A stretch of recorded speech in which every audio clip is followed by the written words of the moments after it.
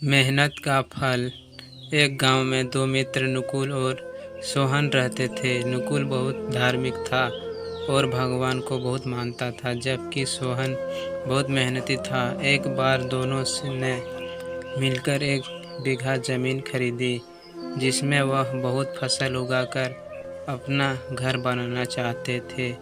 सोहन तो खेत में बहुत मेहनत करता, लेकिन नुकुल कुछ काम नहीं करता, बल्कि मंदिर में जाकर भगवान से अच्छी फसल के लिए प्रार्थना करता था। इसी तरह समय बीतता गया। कुछ समय बाद खेत की फसल पककर तैयार हो गई, जिसको दोनों ने बाजार में जाकर बेच दिया और उनको अच्छा पैसा मिला। घर आकर सोहन ने नुकुल को कहा कि इस धन का ज़्यादा हिस्सा मुझे मिलेगा, क्योंकि मैंने खेत में ज़्यादा मेहनत की है।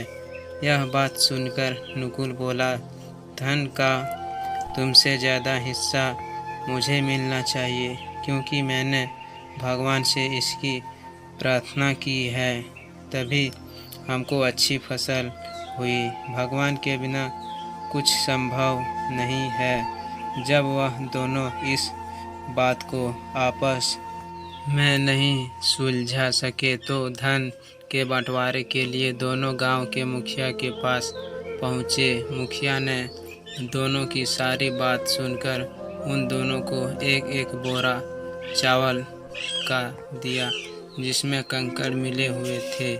मुखिया ने कहा कि कल सुबह तक तुम दोनों इसमें से चावल और कंकड़ अलग करके लाने हैं, तब मैं निर्णय करूंगा कि इस धन का ज़्यादा हिस्सा किसको मिलना चाहिए। दोनों चावल की बोरी लेकर अपने घर चले गए। सोहन ने रात भर जागकर चावल और कंकड़ अलग किया, लेकिन नुकुल चावल की बोरी को लेकर मंदिर गया और भगवान से चावल में से कंकड़ अलग करने की प्रार्थना की।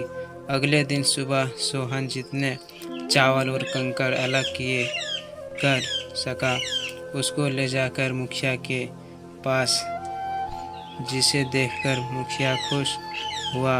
नुकुल वैसी ही की वैसी बोरी को ले जाकर मुखिया के पास गया। मुखिया ने नुकुल को कहा, दिखाओ तुमने कितने चावल साफ किए हैं।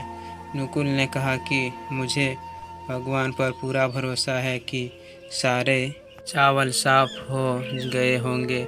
जब बोरी को खोला गया तो चावल और कंकड़ वैसे के वैसे ही थे।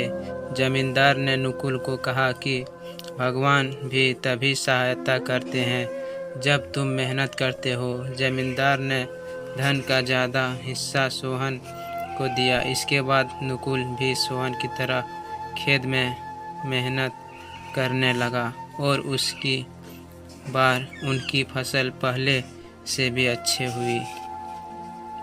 तो दोस्तों, इस कहानी से हमें यह शिक्षा मिलती है कि हमें कभी भी भगवान के भरोसे नहीं बैठना चाहिए। हमें सफलता प्राप्त करने के लिए मेहनत करनी चाहिए।